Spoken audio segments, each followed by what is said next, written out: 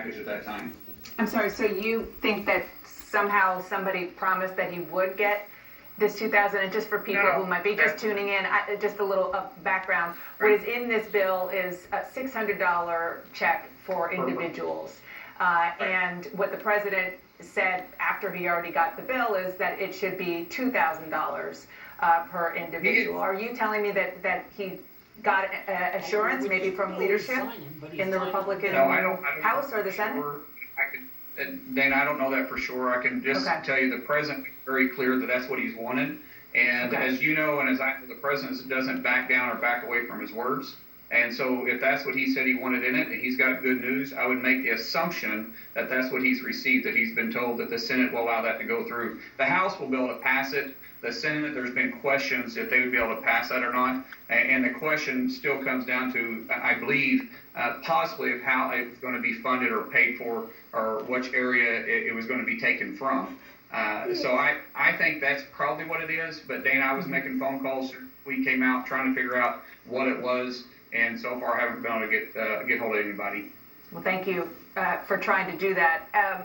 You mentioned the fact that it was the Senate, and still, apparently, as far as we know, still is the Senate. And it's not just the Senate. I mean, Democrats in the Senate, for the most part, are okay with the $2,000 check that the president is now calling for. It was the president's fellow Republicans for months who were pushing back on this, your colleagues in the United States Senate, mostly, some in the House too, but particularly in the Senate. What makes you, well, let me just ask you this. You personally, you are a Republican lawmaker. Are you okay with what the president is now asking for?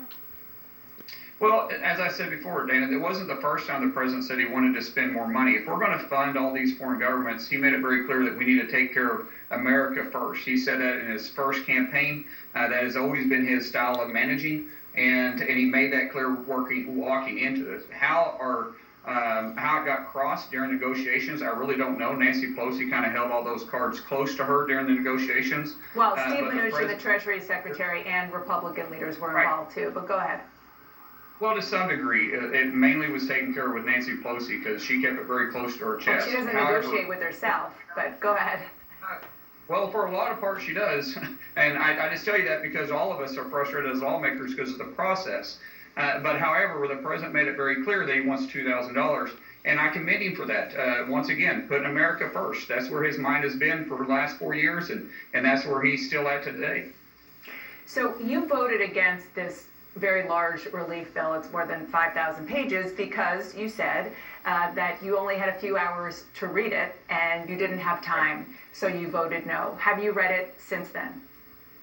We went through it to some degree. 5,993 pages, 5,593 pages. It takes a while to go through that. And keep in mind, Dana, this is the second largest bill in U.S. history and in the top 5 most expensive. So we have spent some time going through it just because we want to know what was actually in this bill.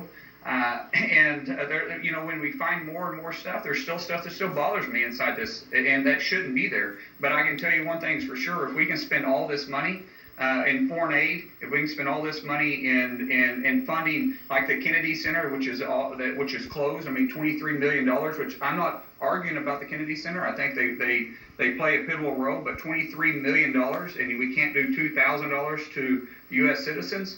There's a problem there. And so the 5,593 pages, the process was broke. That process should have included all members, not just held in the Speaker's office. Yeah, well, and I'm sure you know you're not the first rank and file member to be upset about not being able to read a giant bill. This is happening. I've covered Congress for a lot of years, and I've heard that from both sides of the aisle many times. But now that you have, and I get it, if now that you have had time to go through it, do you think, had you had the time, would you have voted yes?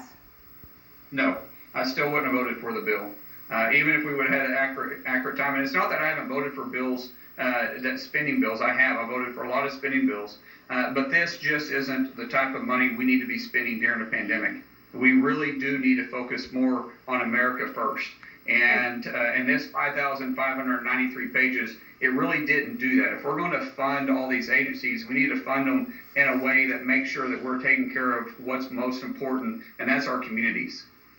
And what do you say to people in your community who hear you say, no, I wouldn't have supported it, I didn't support it, but I don't support it on the substance of it, who say, well, wait a minute, it's not everything I want, but it is $600 and that's not nothing. It could help me pay rent, or the provision in here that says that I won't be evicted and if I can't pay my rent, or the provision in here that says that I'll get more unemployment benefits, or that my state will get money to make sure that I can get a vaccine. How do you explain to your constituents that you said, no, I'm not voting for that?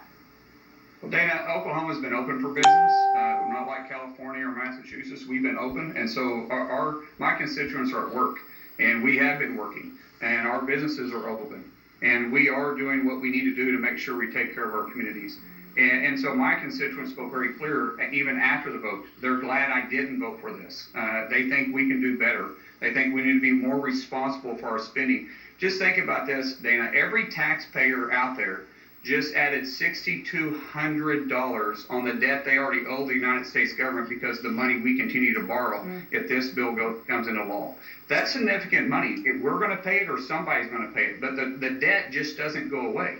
The debt has to be paid at some point, and we've got to become responsible for the dollars that we're spending, because my constituents are hardworking taxpayers, and they expect us to do what's right in Washington, D.C. and spend the money correctly. I also have to ask about another bit of drama that's going on, and that is it's called right now. Yeah, I know, the National Defense Authorization Act. It's the defense bill. This is a bill that passed with huge bipartisan support. You voted for it. It has passed for 59 years in that way. The money in it raises wages for troops, and it gives modernizes equipment, it sets defense policy, and many, many other things. The president vetoed this bill. There will be a vote this week, I believe tomorrow, to override the president's veto. Will you vote yes on the override? I will not be voting to override the president's veto. Now, Chairman Inhofe, who is obviously the chairman of Senate Armed Services, great friend of mine, mentor, almost like a grandfather to me, did a great job negotiating the bill. At the end of the day, I voted for it on the floor, but President Trump is our commander-in-chief, and he has built one of the biggest and strongest military we've seen in recent history, and he has his reasons to veto it, and if he's vetoed it, I will not vote to override his veto. But Congressman, the reasons that he has given are largely twofold. One is because of the renaming of some Confederate bases that are named after Confederate leaders. And two, much bigger, something that is not even related to this, which has to do with social media companies, what's known as Section 230. So why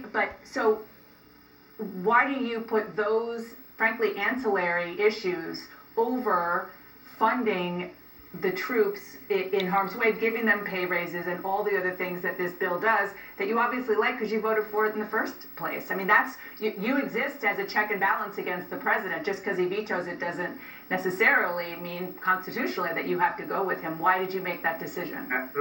Well, at the end of the day, he is our commander-in-chief, not just the president, but he's commander-in-chief. And he has done right by the military since he's been in office.